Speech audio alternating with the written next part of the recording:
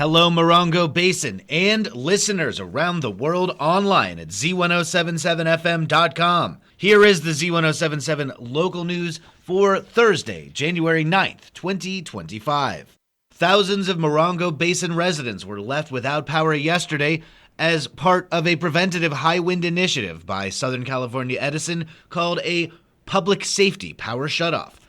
Power went out for SCE customers in Morongo Valley early yesterday, and in the early afternoon, thousands more customers across the high desert lost power.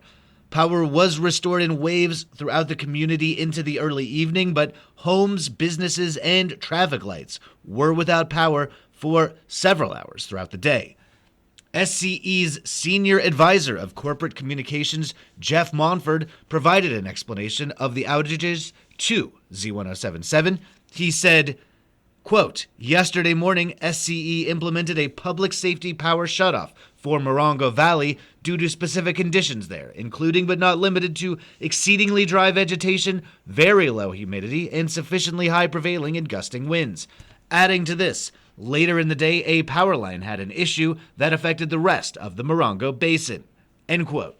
This morning, SCE sent an email saying that customers should be prepared for extended and potentially intermittent outages caused by extreme weather, and outages could extend through the weekend and into early next week. You can report outages to SCE at 1-800-611-1911 and online at sce.com. While the Morongo Basin has been spared any major fires this year, the wildfires that are burning in Los Angeles demonstrate that preparing for fire season is something you should consider year-round. Here with more is online news editor Robert Hayden. Fires in Los Angeles have burned over 2,000 homes and businesses with no signs of containment or slowing down. High winds and dry conditions created a literal firestorm that is still burning homes, businesses, and apartment buildings stretching from the Pacific Palisades to Pasadena, with new fires popping up in the Hollywood Hills overnight near Runyon Canyon. These aren't just homes nestled into trees or in forested neighborhoods. Parts of Santa Monica were under evacuation notice yesterday, and a majority of the town of Altadena has burned to the ground. These communities look similar to the city of 29 Palms or the town of Yucca Valley. Single-family homes on small lots, businesses and homes built in the mid-century or earlier. High-speed winds aren't uncommon in the high desert, and the last 2 winters have been more wet than normal.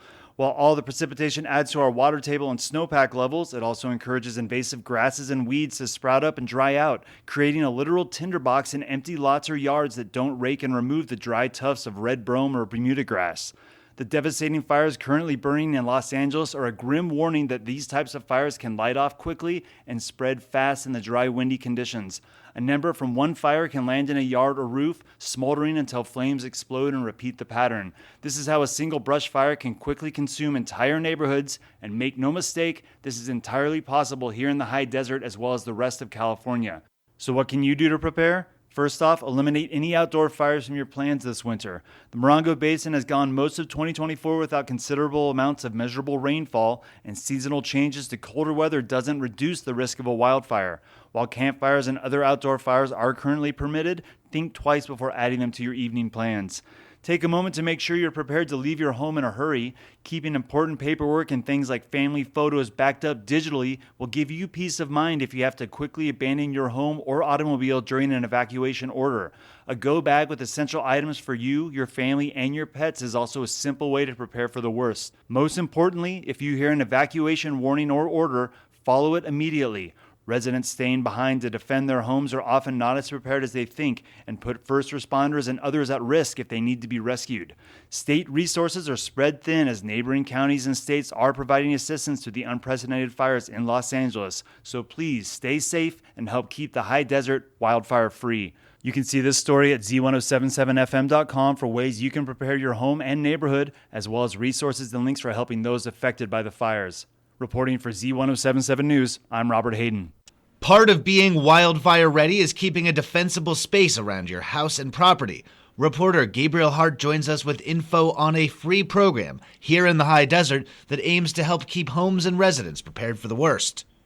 Desert Region Fire Safe wants your home's property to be a defensible space, which is a buffer zone created by removing flammable vegetation and materials around the outside of your home. Required by state and local regulations, Creating a defensible space will reduce risks of home ignition while providing a safe area for firefighters to work by clearing dead plants and junk, trimming trees and vegetation, and reassessing that vegetation is spaced out appropriately. Home hardening is another method suggested by the organization and is achieved by strengthening your home using fire-resistant building materials and design techniques on your roof, vents, windows, siding, decks, and fences. Desert Region FireSafe is helping promote FireWise USA, a national program encouraging whole neighborhoods and communities to take proactive collective measures in wildfire safety. Benefits to achieving FireWise status include enhanced property protection, potential home insurance discounts, access to grants and funding, and strengthened community collaboration. To set up a free fire assessment on your property, contact Desert Region FireSafe at www.desertfire.org or visit the links at this story at Z107.7fm.com.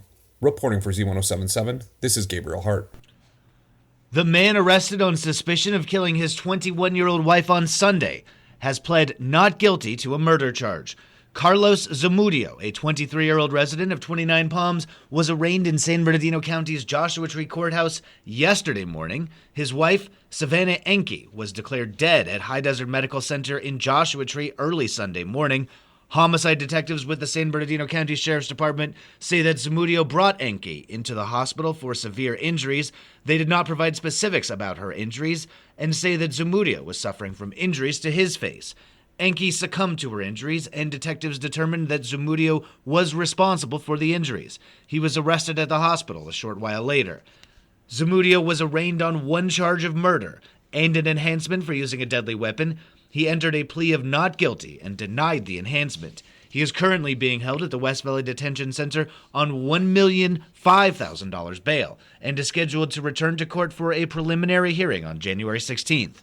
Theater 29 was recently honored with a bequest from the estate of esteemed TV and film actress Estelle Harris towards the Community Theater's youth program. Arts and entertainment reporter Charlie Thomas reports on how this all came about.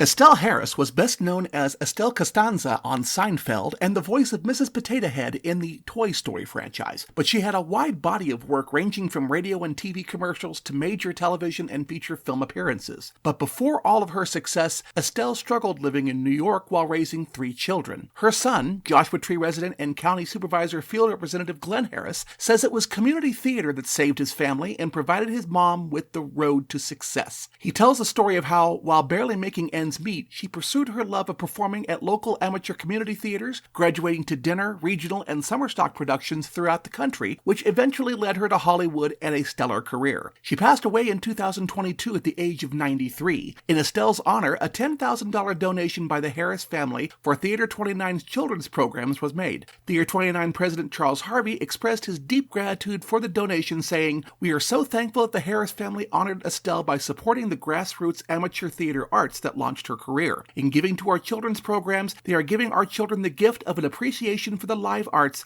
that they will hold for a lifetime."